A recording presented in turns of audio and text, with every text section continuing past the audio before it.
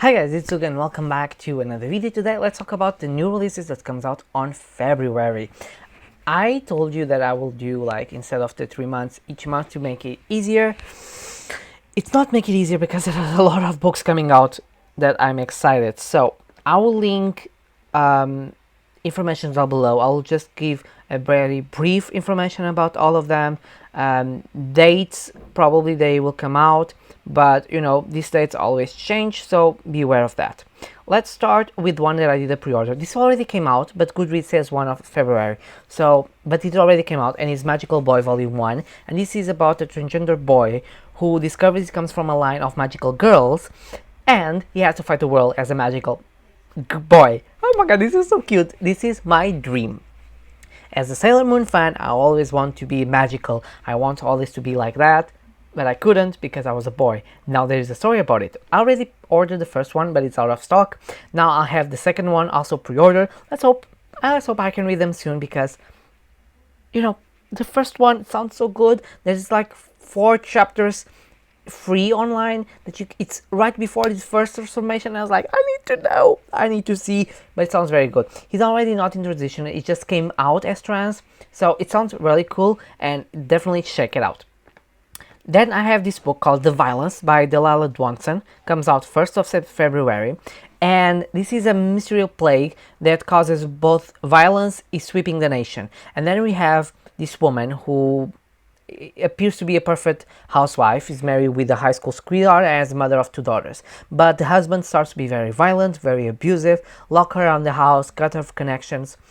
She wants to leave, but her mother doesn't help her because she believes she must maintain the appearance of the ideal family. No, she's very narcissistic. And Chelsea, which is our main character, is very concerned about her daughters being trapped as she is. And what he says, she will take the opportunity of this virus to set her free. It sounds really cool. Moving on, Castle in Their Bones by Laura Sebastian, and I think I saw this on Star's channel. It was one of her most anticipated releases, and this is about 3 princesses that they were raised by her mother to marry princes on the kingdoms adjacent to theirs, to then snatch the kingdoms and make their own nation. So tell me if this doesn't sound good. Like, you marry your daughters to the princes, and then you snatch the kingdoms to have a whole nation. Like, absolutely plan. Like, reign over an entire continent. Like, that's evil.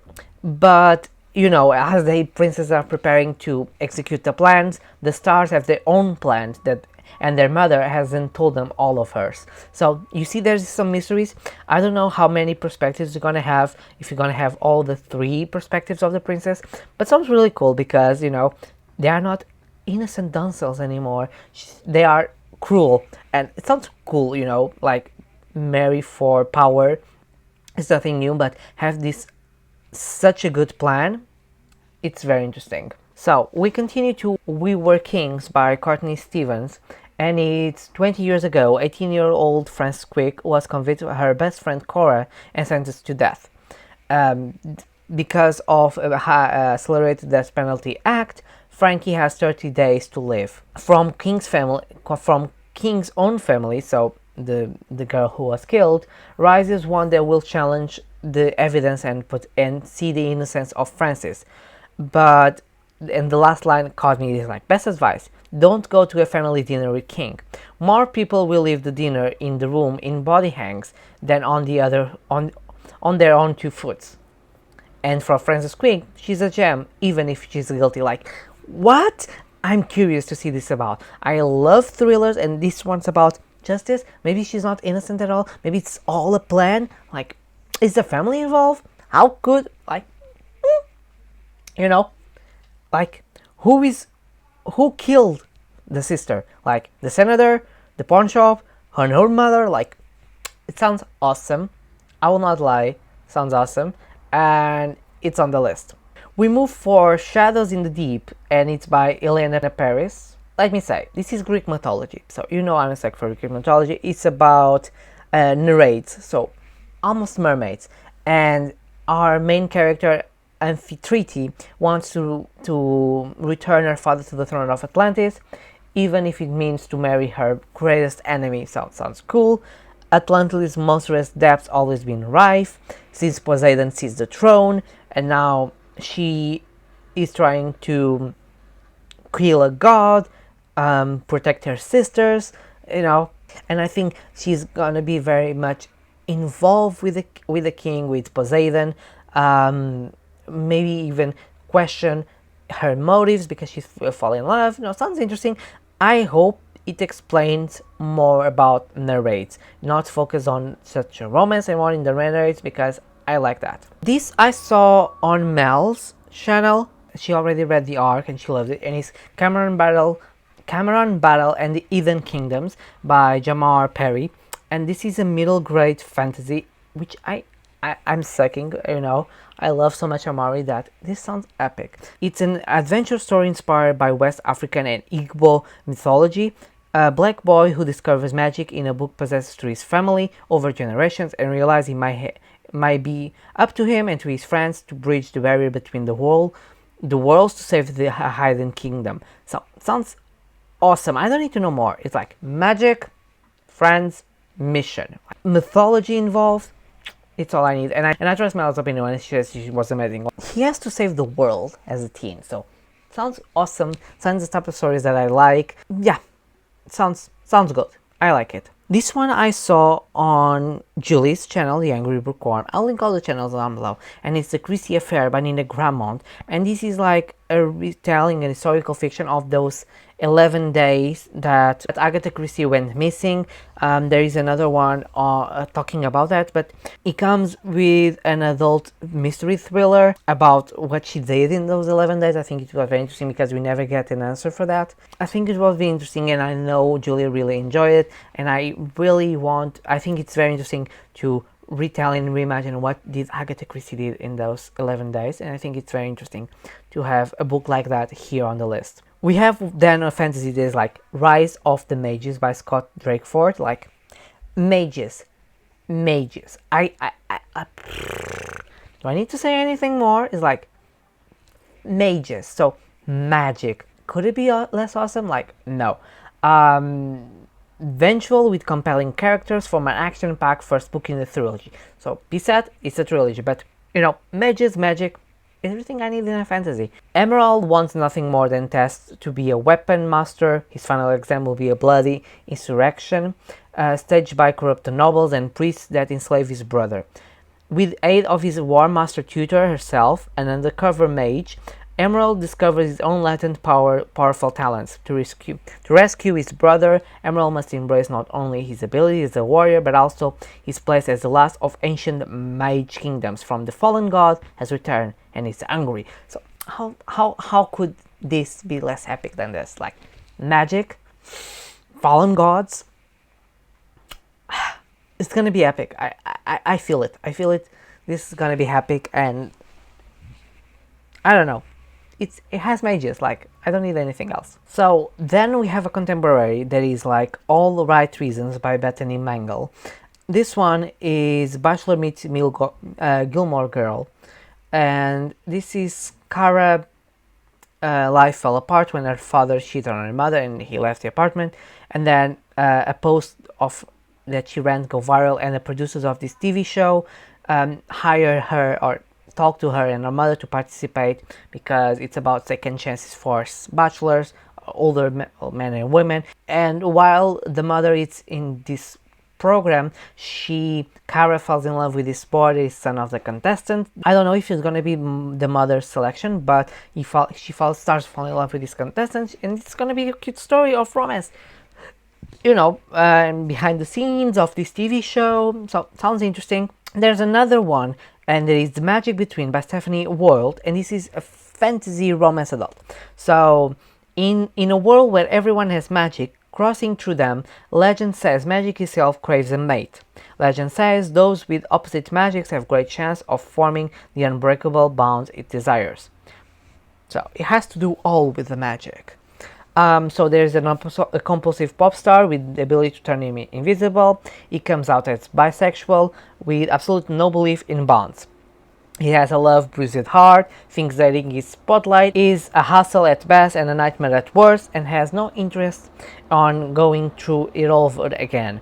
We have Matthew Hellman, who is NHL's number one goalie prospect, youngest in the hockey dynasty, and one of the very few who can see the unseenable. He's a straight man who wears his heart on his sleeve, has grown up searching for a bond, and dreams to find the love of his life. Ooh, but he's straight. Let's see if he's really that straight. Now, one author that I read last year was Phyllis Stamper, and he's releasing a young adult book this year, and it's Golden Boys. I Have an Arc on NetGalley, and it's four queer boys with big hearts and even bigger dreams. So we have four friends who are bonded by their small town and their queerness, good grades, and their big dreams.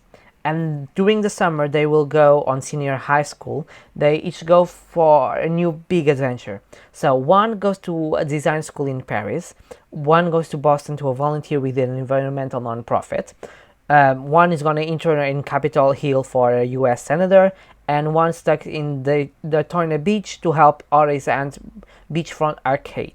I don't know, it's going to be like a book for each boy, or if you're going to like jump over each boy. There's already another book coming out probably next year. It says on Goodreads.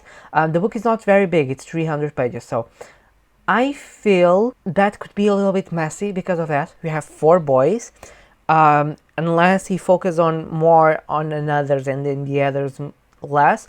I don't know, but I'm interesting because, you know, queer stories, I'm here for it. There's also, this is historical fiction, there is The Magnificent Life of Marjorie Post by Alexandra Palaki. I didn't know who this person was, but I think she was very influential and a very important socialite that I believe come from a poor family, and, you know, the name Marjorie Merriweather Post and become very influential and very socialite. I don't know, but I like to read this type of historical fictions to discover more about her life.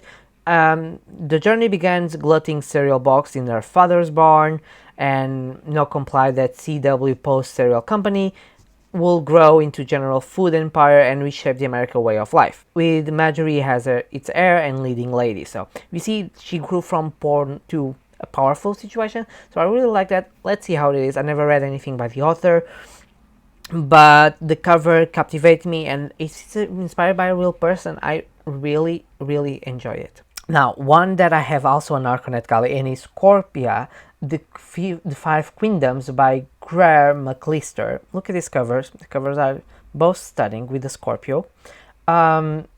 Centuries-long peace is shattered in a matriarchal society when decades passed without a single girl being born in this sweeping epic fantasy, perfect for fans of Robin Hood and Cersei. So, this book is perfect for fans of Cersei and Robin Hood. It's a matriarchal society where decades have passed without a girl being born. 500 years of peace between kingdoms shatters when a girl inexplicably stops being born. As the drought of girls stretch across a generation, it sets off a cascade of political and personal consequences across all five kingdoms of the known world, throwing long-standing alliance into disarray as each kingdom begins to turn on each other, and a new threat to each nation rise from within. So this story follows also a warrior queen who must rise from childbirth path to fight for her life and for her throne, a healer in hiding desperate to protect the secret of her daughter's explosive power, a queen whose desperation to retain control leads to a risk of using darkest magic, a near-immortal sorcerer demigod powerful enough to remake the world from her own hands, and the generation of last-born girls, the ones born before the drought, who must bear the hopes and traditions of their nations if the kingdoms are to survive. So it's a very focus on women. Let's go. I like it. Sounds awesome. Another arc that I have on NetGalley is The Justice of Kings by Richard Swan. This is a new epic fantasy trilogy. Follow the tale of Sir Conrad Voulet, an emperor's justice, a detective, judge, and executioner all in one. As he unrails the webs of secrets and lies, Volvent discovers a plot that might destroy his order once and for all and brings down the entire empire. Sounds out like a mystery thriller, so sounds interesting being a mystery and also a fantasy. let's see how this goes. He has powers. We don't know anything about it, but it sounds cool. 4 books left, and the first one is Only a Monster by Vanessa Lean. And this is about a family. They are monsters. They have terrifying hidden powers, and she starts falling in love with this Nick, and the Nick is a legendary monster slayer who will do nothing to bring her down. As she battles Nick, John is forced to work with the beautiful and ruthless Aaron, her heir to a monstrous family that she has like this love triangle, and in this story she's not the hero. The only things I have a bit down is like love triangle, or is Nick just a play down and it's just a normal relationship between the two monsters, like a forbidden love? If it's that, I'm happy, unless it's a love triangle. But otherwise, monsters slayers, very good. Another fantasy is The Girl Who Fell Beneath the Sea by Axie O, and I think is about a village that floods sleepaway villages, and to try to relieve the sea god, they have to each year present a maiden to the sea, like drowning her, to serve the sea god as a bride, and hope that the true bride will be chosen and it will be ending the suffering of these villages. So we have Shim Jian, who is believed to be the true bride, and we have Mina's older brother John, and I believe they must be in love. So when Shim is sacrificed, he jumps in to try to interfere, and that's his death sentence. So Mina throws himself in the water in Xianggan's stead, so try to save her brother. She's stripped away to the spiritual realm with lesser gods and mythical beasts, and seeks out the sea gods to find him caught in an enchanted sleep. So, with help of a mysterious man and a motley crew of demons, gods, and spirits, she has to wake up the god, bring up the end of the killer storms once and for all. So the god is not even awake. So what is happening? But she doesn't have time because human cannot stay in the spirit land for a long time. So, and she has to do anything to wake the god. The cover are just stunning. I love, like, inspired on these Asian mythologies. Sounds really cool, like this search for how to awake a god. Sounds really cool. The last one is My Perfect Daughter by Sarah Denzil, and this is a thriller. This is about a woman who met this young girl, but the young girl was the bait to capture this woman because her father was a serial killer, and he used the girl dirt, tried to compel the woman to help her and then snatch. But after they escape Maddie's, the girl's father, no one in the family tried to claim Maddie, so Zoe decides to adopt her because she's a good person, and she connected it wasn't her fault. Zoe gets married, has another baby brother to Maddie, but Maddie's still traumatized by the experience. Diagnosed with colors and emotional traits, Zoe has a tough job to ensure Maddie has the love and support she needs. Zoe truly loves her daughter, but she wouldn't change a thing about it. But there's a part that is afraid of Maddie. And now, 11 years later, Maddie's school bully is found dead and another girl is missing. Zoe can help but wonder, like father, like daughter? Sounds awesome. So, these were my anticipated releases for February. Tell me below which are yours for February or for the rest of the year that you have found. Tell me, I loved it. Which of these were your favorite? If you reach this far, don't forget to leave a comment, like, subscribe. It's very important. Also, I have affiliate links below, Amazon wishlist, and a Ko-fi if you want to support this channel. I post videos every Tuesday, Thursdays, and Sundays around 6 p.m. GMT, and at 9 p.m. GMT at Fridays I have live reading sprints if you want to join, and I see you guys on the next video. Bye!